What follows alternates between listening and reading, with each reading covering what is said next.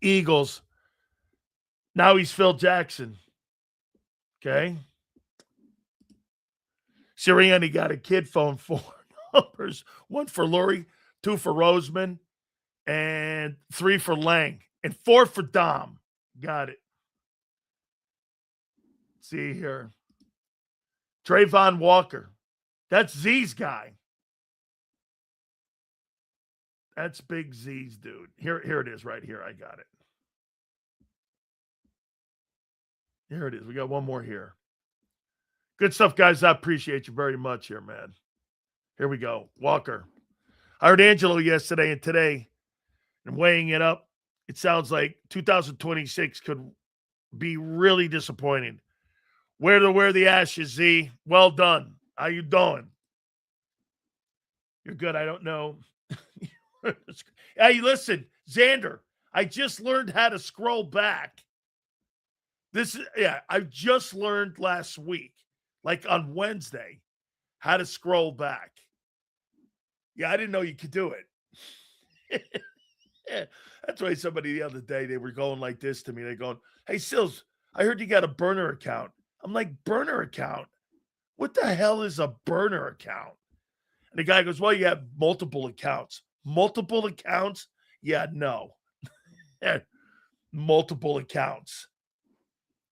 Yeah, no. Big Sills doesn't have multiple account. 93 years, 2 bowls. It's actually not 93 years. It's from 1967, so it's but I get it. Thanks, Sue. Kayvon Thibodeau would be cheaper. That's what they were saying in New York this morning. You can get at least 3 offensive linemen for the price of 1 pass rusher with the money. No, you can't. Gregory, your 2 left offensive tackles are north of $27 million. Jordan Mailata, how much money is Jordan Mailata making as a left OT? I think Lane's up near 30, isn't he? Jordan Mailata's salary.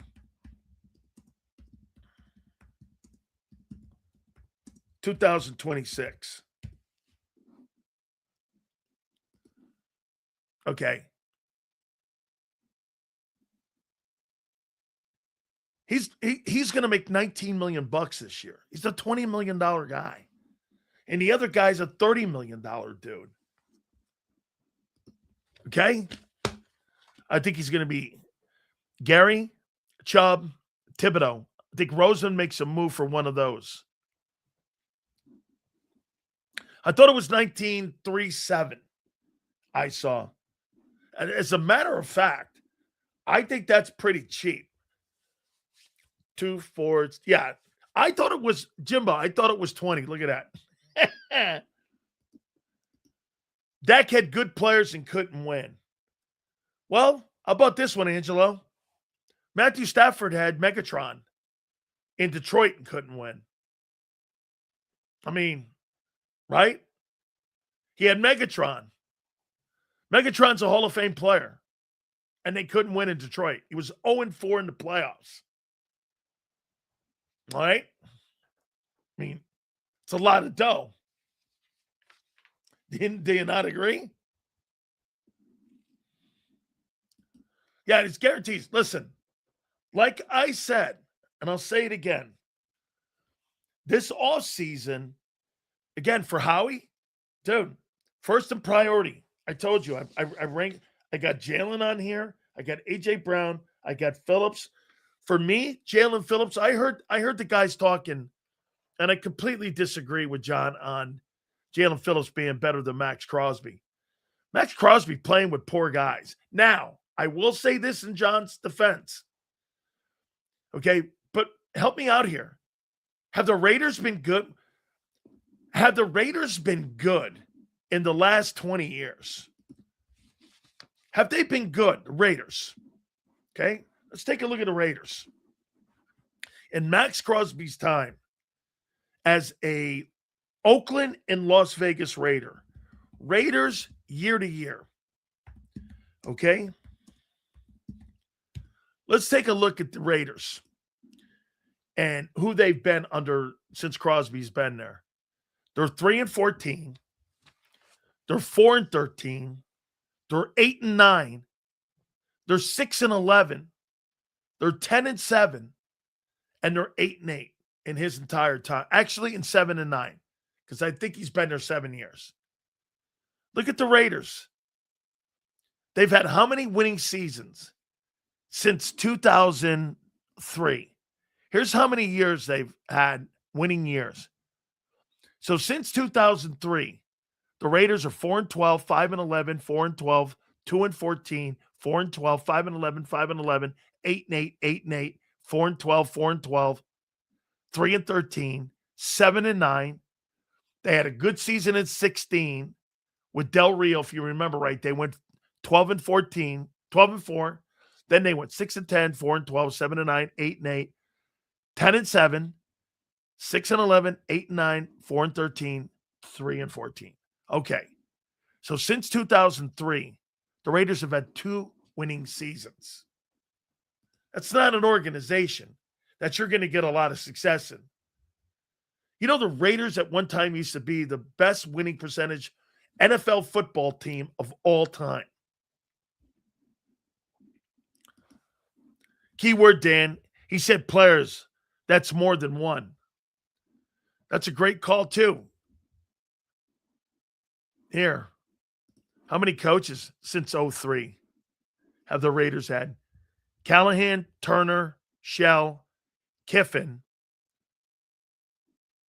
Cable, Jackson, Allen, Sperano, Del Rio, Gruden, Biscayne, Gruden again. Oh, not Gruden. McDaniels, Pierce, Carroll. Holy cow, you're right. What a colossal disaster. 15 coaches.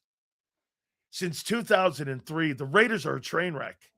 I mean, they're the West Coast version of, and actually, they're worse than the Jets. Great history ruined by modern ownership. Here, to your point, listen to this to show you how great the Raiders were. Okay? Once Al took the team over and began coaching the team, here's the Raiders early. Ready? 13-1, 12-2, 12-1, 8-4, 8-4, 10-3, 12-2, 11-3, 13-1, 11-3, 10-6, 10-6, 11-5, 12-4, 11-5, 12-4, 12-4, 12-4. Raiders were great. When Al was out of the courtroom, the Raiders were spectacular. Dude, how about this too, Yale? When they were at the Oakland Alameda County Coliseum, you had the A's winning 3 in a row World Series titles, and you had those great Raider teams playing at the Oakland Coliseum. I mean, you talk about a ton of winning. That's back in the day where the Coliseum was just like, and you also had the Warriors in the same place. They had a complex there. Golden State Warriors played there. I covered the teams. Yeah, so we would go, and I was on the pre and post game show for the Raiders. I worked for the Raiders for 3 years. I was hired by Al Davis himself. And Mark Davis is a joke, man. He's just not a very smart guy. I can't believe he runs that team. I just can't. And he runs it into the ground. When I got hired by Al, I was always over at the Raider complex. Every single day after my show, I'd go over to the Raider complex, and I'd see Al, and I'd have lunch with him. I'd have dinner with him sometimes over there. He was so good, man. One of the highlights was working for him and being in the building and being in the organization and the Raider organization. That's how we know Amy Trask well. Morris Bradshaw was working there. Ken Herrick was there. Ron Wolf was there. And I got a chance to be around all those guys. I would go into I had free access all to the personnel when he was there, when he was the head coach. You know what? I'll tell you where he and I had Who was that LSU quarterback that he loved? Who was that kid? And I told Al, he's not that. I don't have a good feeling about him. Who was that quarterback that the Raiders took in the first round? And I remember sitting here, I'm watching film, and he looked over at me and he goes, I like this kid. And I looked at him and I go, damn, Al, think he's got happy feet? And I don't know. And Al loved Jamarcus Russell. That's it, guys. John Gruden walks in. He looks at me and he goes, what do you make of Jamarcus Russell? And I went, man. Al loved him. He X-nayed all of us. Ken Herrick walked in and goes, every single one of us were in that meeting that night. And every one of us went like this. Yeah, man, I don't know. Al drafted him anyway. And we were like, and he came to me, and 2 years after, when the guy was bombing, he goes, why did you think he was not going to make it? And I said, the character thing. I don't think he, like, when you watch Jalen Hurts play, here's the one thing that I really dig about Jalen, and I like about him a lot. He'll make 5 bad plays.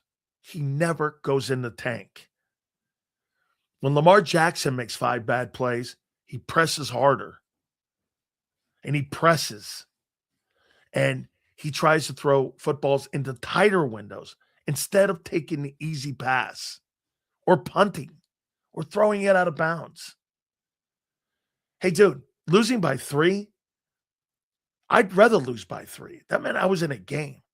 I don't want to lose because my quarterback threw 2 picks. One's a pick 6, turnover, and I get beat by 17. I don't want to get beat by 17. I want to know that I'm in every game. I want to know that, hey, that day they beat us. I don't want to lose a game because of shitty mistakes. I'd rather lose a game by 1 point and know that I was in it than get killed and know I was never in it. Bruce Allen too. I told Bruce. And Bruce went with Al. And I'm like, man, and sure enough, I gained more equity. And that's when they offered me a position in personnel. I remember going home to my wife. I put a resume together and everything. I wanted the resume. And he was going to hire me as a personnel guy. And I was going to go to work for him. And I was like, yeah, too far into this. Wonder what happened. I'm out on 29-year-old Crosby. Plus, I don't think he fits our scheme. Phillips is in a full offseason will be a beast. Pay Phillips, kick the can on Davis and Carter. Whoever plays the best between the two, sign him. I like that back end of your take there. I like that back end take. I do. Okay? I do. You know what? It was here like this, okay? This is Davis, and this is Carter. It was here. I think that's here now. Now, someone would go, Sills, who do you think has better upside? I don't want to hear about anything about upside. How many athletes have you ever seen that don't live up to their abilities? Jordan Davis, his entire football career, has never lived up to his ability. You can't be 350 pounds and run a 4.7 and have shitty numbers the way he did. This past year, that's what he should have been doing all the way back to Georgia. His numbers at Georgia stunk. People see the ability. 4.7, 4.74 at that size is insane. It's utterly insane. I think he's actually got more ability in times and more athleticism for that size than Carter has. He's a bigger dude.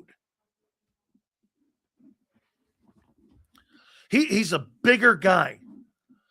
You know, one thing the Raiders did and one thing we did, we turned him into a wide receiver. He just couldn't hit the broadside of a barn. I know he would play quarterback at Ohio State, but I told him, remember that kid from Indiana? What was that kid's name? Who played quarterback in Indiana. Then they turned him into a hybrid in Pittsburgh. What was that kid's name? And I'm not talking about Cardell Stewart. He was out of Colorado. Who was that kid they had at Indiana that they did that to? And they turned him into a hybrid player. I think they did it in Pittsburgh. Yeah, Randall L.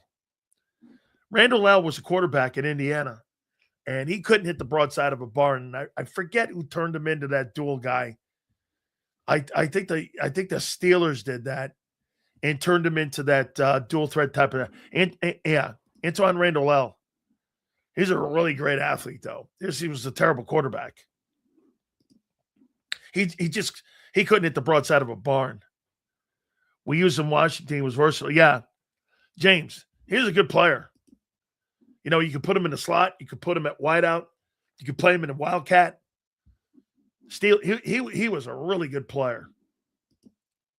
Like a football player. You know what I mean?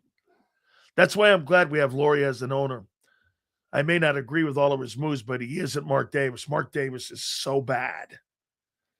I mean, you know, if I were him, I would have hired, instead of Clint Kubiak, I would have hired John Gruden back. But this time, I would have done something with John Gruden. I would have put a personnel guy in there. I think this spy tech guy is not great. But Mark doesn't listen to me anymore. You know, I think I still got his number in here. I used to talk to him a lot. He used to ask me questions because he knew his dad always asked me questions. His dad would call me, "What do you make of this?" And I'd go, "Yeah, well, I don't know." He goes, "How come you don't like him?" I go, "Again, man, Al, you know me, man. It comes down to character stuff. I think character matters. Character matters in moments of crisis. When you're down at the end. That's why it would really shock me when they failed down at 4th and 11. I still have Mark Davis's number in here. Why wouldn't I? Yeah.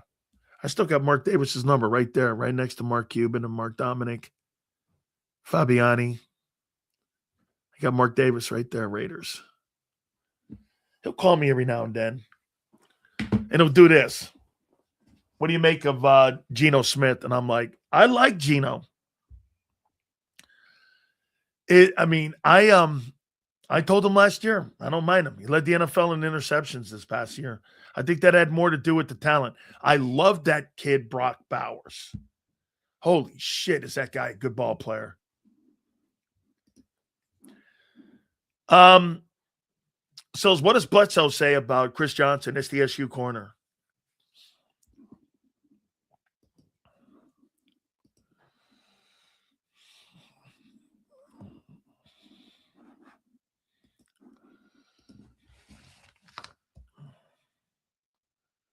Let me go to Bledsoe. Hang on.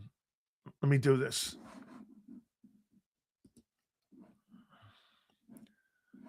Chris Johnson. Let me go to Bledsoe. I saw him play this last year.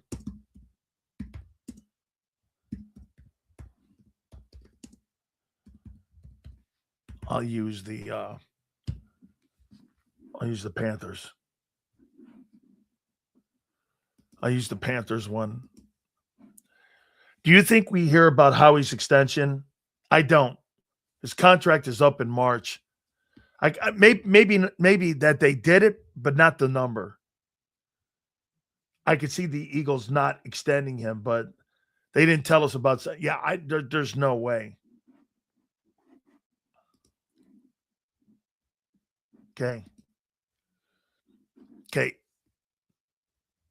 Highly skilled, 190 pounds. SDSU widely considered a top prospect of the 26 NFL draft, potential to go in the second round. Known for exceptional football skills, coverage ability, clean technician, smooth footwork. Johnson is effective in off-man and zone coverages. Boy, that would fit Philly. Ball skills, instincts, weakness. Some evaluators consider him a zone only. It's okay. Corner due to slight concerns regarding his speed for press man. That's okay. That's how you hide that. You hide it in a Vic Fangio zone. Got tremendous football IQ. Johnson's ability to remain calm at all catch points. His quickness, possessions allows him to disrupt routes without committing penalties, making him a reliable defender, not handsy at all. Considered a high-value starter and a top 5 cornerback in the 26 class. It's a good pull by you. I love dudes that aren't handsy. Okay? Kelly Ringo's too handsy. And he doesn't have hips. He can't turn. What kills him, he's such a good athlete. But the two things that kill him, handsy and he can't hip. He doesn't flex his hips. He's stiff. I think they should play him at safety. Okay? I mean, I would put Keeley in the safety spot. Let me see what he could do at safety. And put him over there. You know what, too? Try him in the slot. Back up Cooper, too.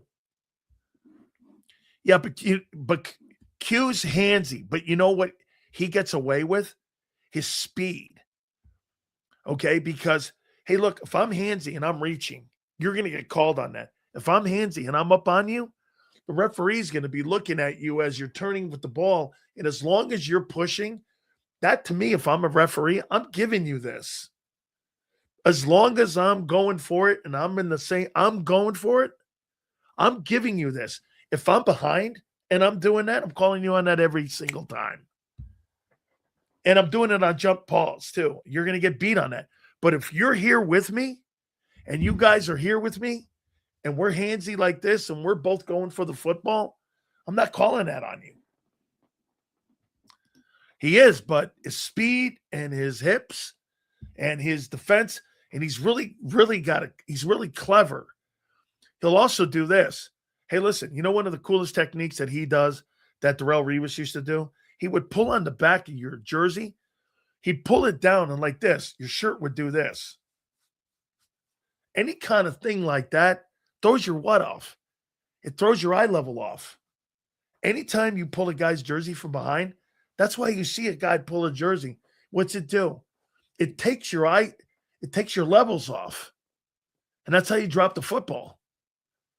Little technique like that. Pull the jersey. Because what the pulling of the jersey does, remember, you're keeping your eyes. And the key to interceptions is keeping your eye level and not moving your eye level. You can move your body, but don't move your eye level. How you move eye level? Pull the jersey down. Pulls the eyeballs down. And hits you in the head. Goes off your hands. A lot of cool techniques. DeJean used to do that. He used to pull the back of the guy's jersey, and the guy's eye level will raise or go up. Hit the ball up the top of the head, top of his hands.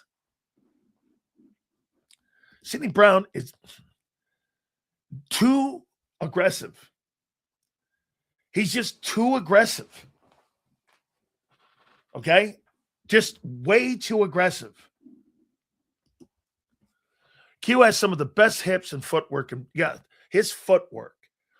Like his anchor foot, when he plants and cuts, say he gets behind, he's got makeup speed. That's what I'll tell you this. For him at Toledo, clearly I should have did more studying on the fact that he got to Toledo because he had bad grades in high school. And he sat out a year. And he waited, okay, until he got his grades up. And Toledo gave him the opportunity. All those Power 5 teams didn't give it to him. Toledo gave him a scholarship. And so he promised him a scholarship. So when he got his grades up, he went to Toledo. All of a sudden you watch him. I think there was an Ohio State game early in his career.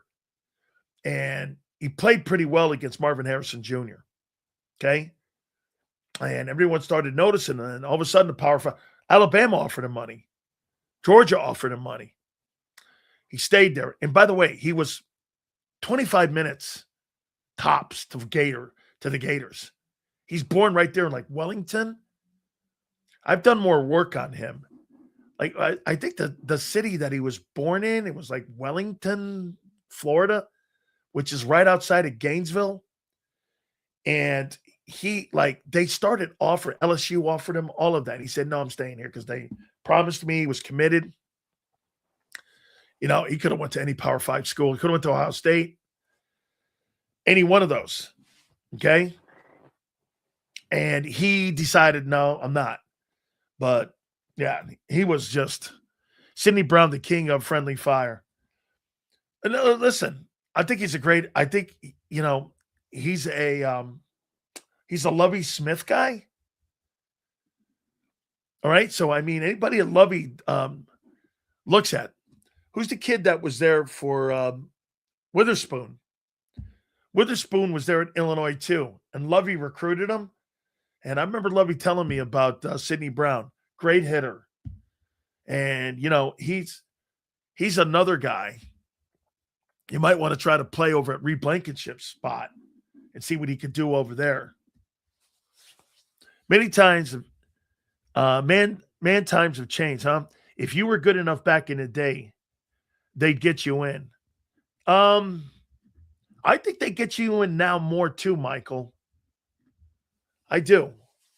I think now yeah, you're right. I mean, maybe so. Maybe it's harder to get in now. I think you got to go to smaller schools today, and then they end up plucking you off those smaller schools. And I mean a smaller school like Temple or a place like USF.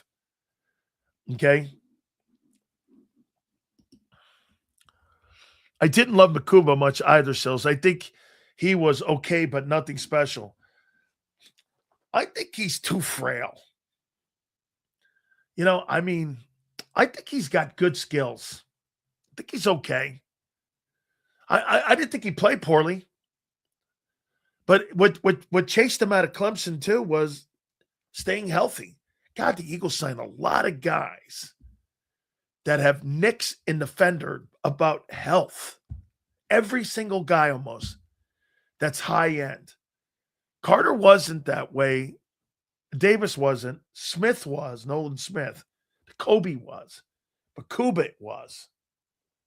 Guys that were like banged up like that in college, I stay away from. I mean, you can't stay healthy in college. I mean, I never missed a game because of injuries. And I don't like that. I like guys that are there all the time. Listen, I know you get hurt. And sometimes, you get yourself a deal with a guy and you can get him in a third round. You can get him in a fourth round. That's what Al used to like to do. Al would go back, and one of the cool things that when we were I was working with him and looking at kids, Al would go like this. Let's watch the junior year. Like a kid who got hurt or underachieved the senior year. Like Josh Allen. Josh Allen's junior year at Wyoming, he was great. He was great. When you watch Josh Allen, I remember talking with Alonzo Highsmith. And we're talking about Josh Allen at Wyoming. His junior year, he was spectacular. His senior year, there wasn't the same talent. The coaching staff wasn't very good. They didn't develop the kid. He was just running around, throwing passes. Guys were dropping passes. He was hitting guys in the middle of the chest. Numbers were terrible. And so you're sitting and you're going like, yeah, the team sucks. And so you're watching him and you're sitting there and you're like, yeah, team's not very good. The coach is not very good. You know when the coach is not very good. You can see the kid's not going anywhere. So sometimes you look at the junior year. Like Makuba's junior, I'll tell you, Trotter's sophomore year at Clemson, I thought he was going to be a first-round pick. He played so well his sophomore year. His junior year, I thought they fell off. His senior year, I didn't think he played very well in the front end. I thought he played better down the stretch. They started out rough. And Trotter, I think he got nicked up. And his senior year, his back end, like the final 7 games, I thought he really came out and played well. Okay? Congratulations. That's awesome. That's fantastic. Team USA. F Sweden. Makuba's great in coverage. Needs to keep a bigger safety next to him in the box. Hey, I got to take a time out here. Haven't taken the time out yet. Hey, our friends at Morgan & Morgan, the number one injury law firm in all of America for a reason. It is because they win. Family owned, family run. There is no other injury company like Morgan & Morgan. They are the number one injury law firm on the planet for a reason. As I said, it's because they win. John and Ultima Morgan, it is family run, family owned, and they make sure they defend you and your family to the best abilities. They do. They do so much for families across the country. That has been a mission for them once they built this company 25 years ago. Go to forthepeople.com/big sales or pound law 529. That's forthepeople.com/big sales or pound law 529. And do me a favor, you tell them Big Sales sent you. There's a reason Detective Johnson is the gossip king. Oh, did you hear? Jackie and Tom are getting a divorce? Sad. Well, I heard that Ashley had work done on her face? Yeah, oof. Just like there's a reason Morgan & Morgan is America's largest injury law firm. Injured? With over $25 billion recovered for our clients, there's a reason to go big. Bathroom? Okay. Morgan & Morgan, America's largest injury law firm. Oh, okay. Ignite your nights with free live entertainment daily, only at Live Casino and Hotel Philadelphia's Center Bar. 7 days a week, enjoy some of the region's top party bands, performers, and DJs as they take the stage in the heart of the casino action. Great cocktails, live music, and lively moments. It's all happening at Center Bar at Live Casino and Hotel Philadelphia. Visit livecasinophilly.com for more details and the complete list of upcoming events. Must be 21 or older. Gambling problem? Call 1-800-GAMBLER. This is Eric. When he got injured in a car accident, he called Morgan & Morgan. He not only gets a lawyer, he gets trial lawyers like Sam and Jessica who are in it to win it. He gets his own investigators with briefcases, leather ones. And if you ever have questions, our customer service folks keep things rolling. Injured? We're your army. Morgan & Morgan, America's largest injury law firm. Welcome to the Jet Setters and the High Rollers, to the Shot Takers and the Tastemakers. Welcome to the Viewfinders, the Thrill Seekers, and the Night Owls. Welcome to everything you could possibly want on one 5-mile island. Welcome to the Wildwoods. Book your stay today. In our hometown, we all look out for each other. We go the extra mile to lend a helping hand. Thank you. We step up to keep our communities going strong. And at Independence Blue Cross, we're here to keep you going strong. We've been deeply rooted in our communities for more than 85 years. And that connection to members has earned us our spot as the #1 health insurer in the region. So while you look out for your neighbors, know IBX is always looking out for you.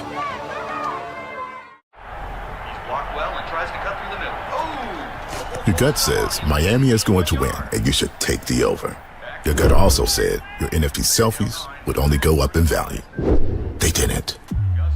But your head is on Sports Grid and knows the QB is in concussion protocol. The backup has a 45 QBR against the zone coverage. The New York D has the most sacks in the league. So yeah, trust your head. It's smarter to be on Sports Grid. EAGLES. Eagles.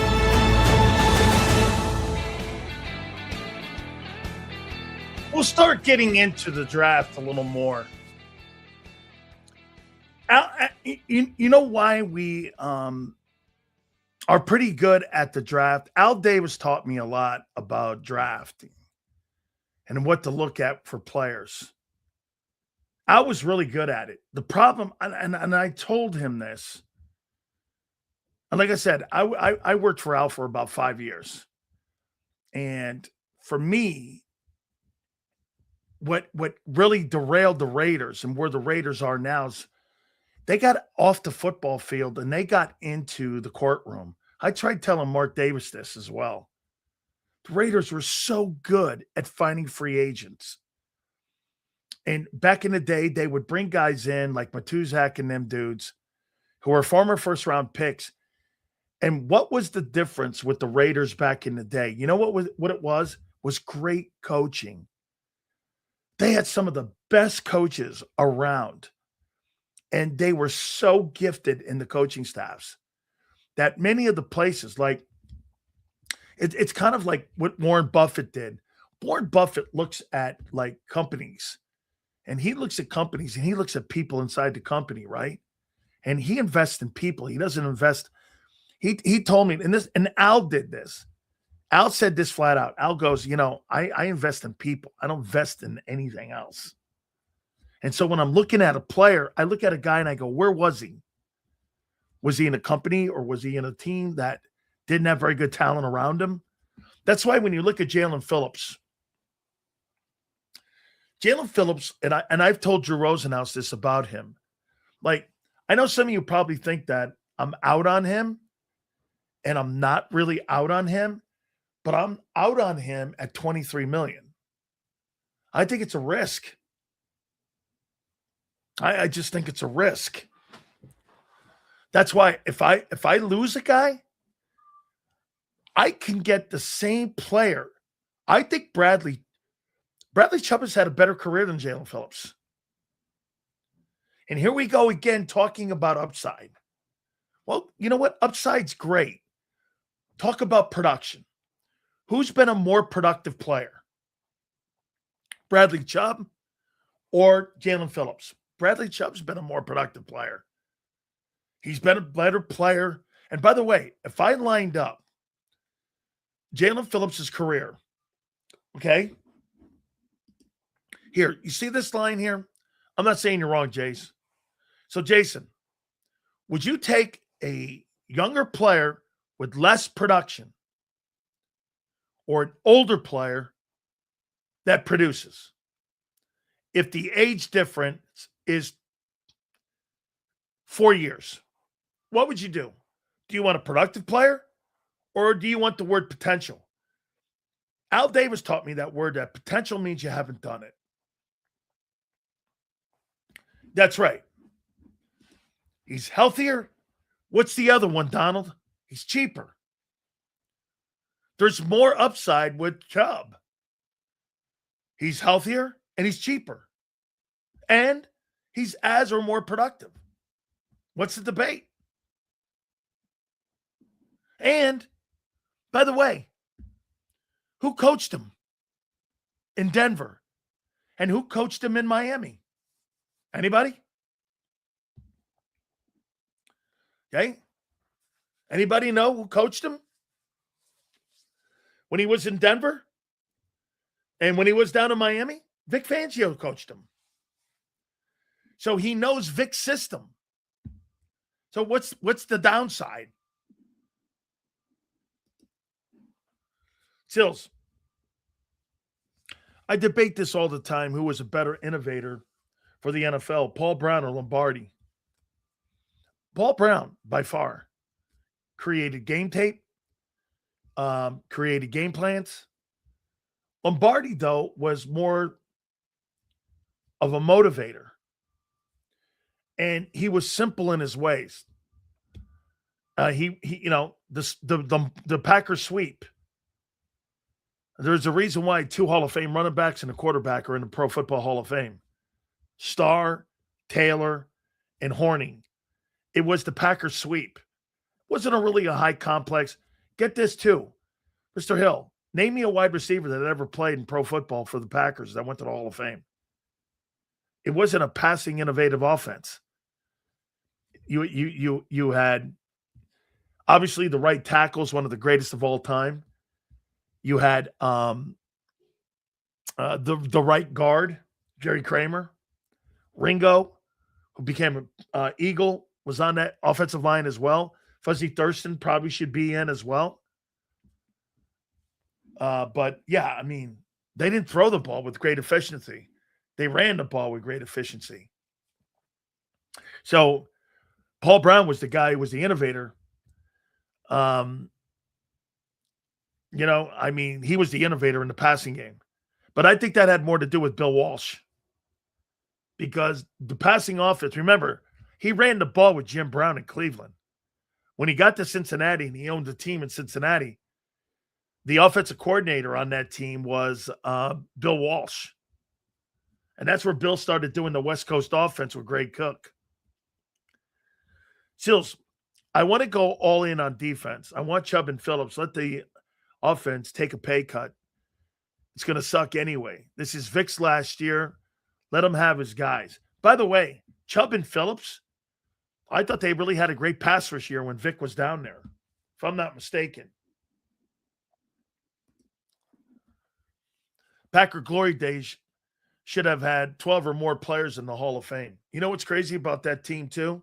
That 59 team that he took over, almost every single player that would go on and win 5 titles in 9 years, they were all on that team.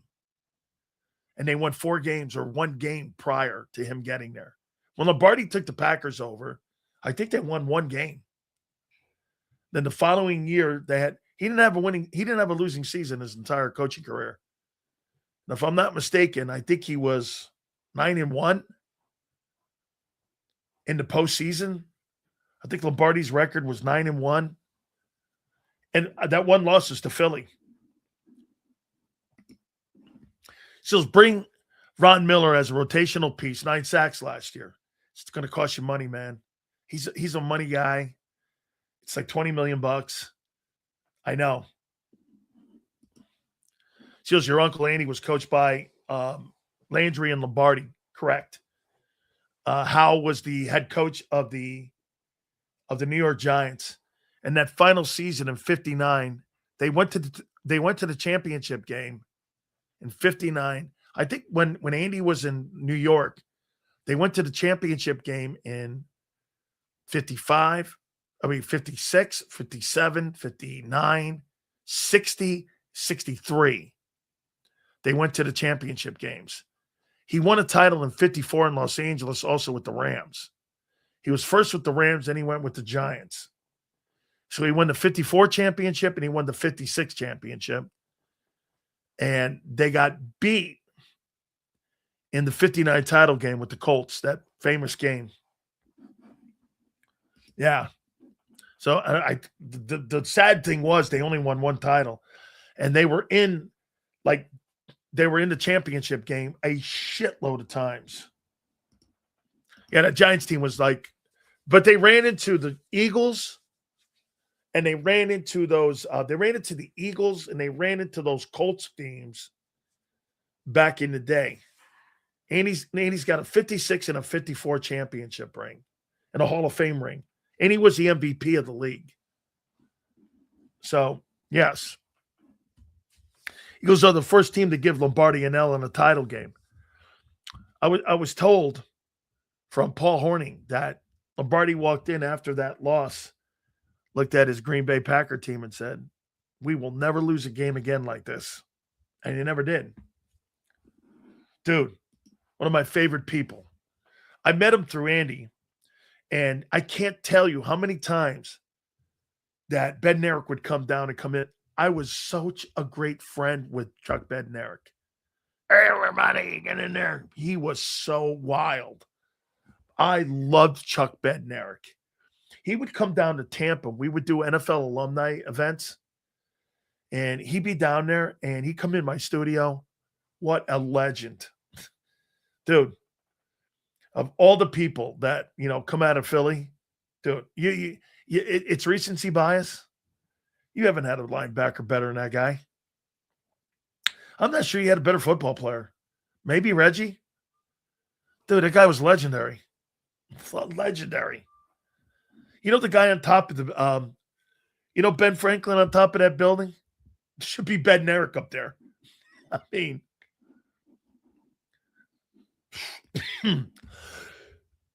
very tight.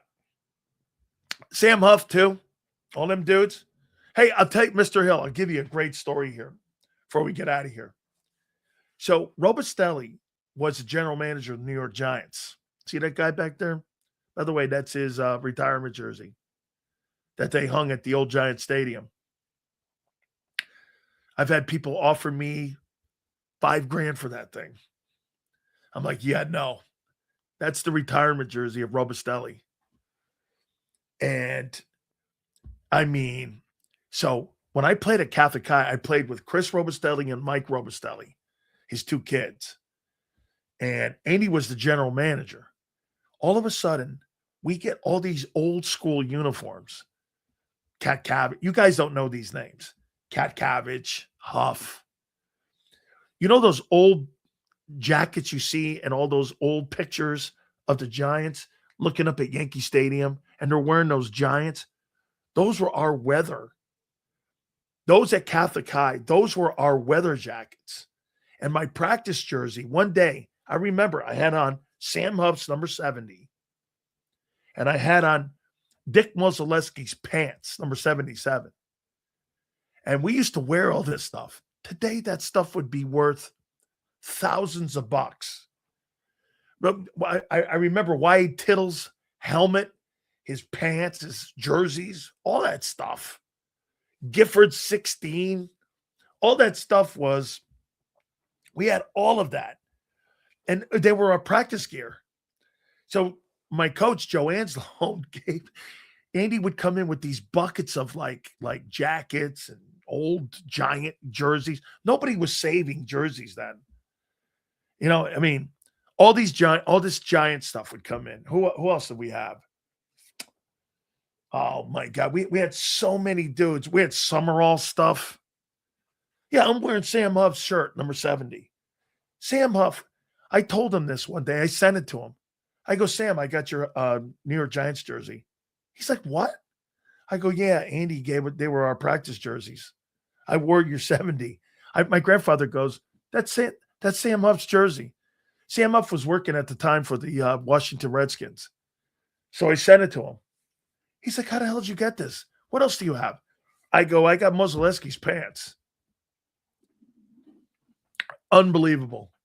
A crazy time. Yep.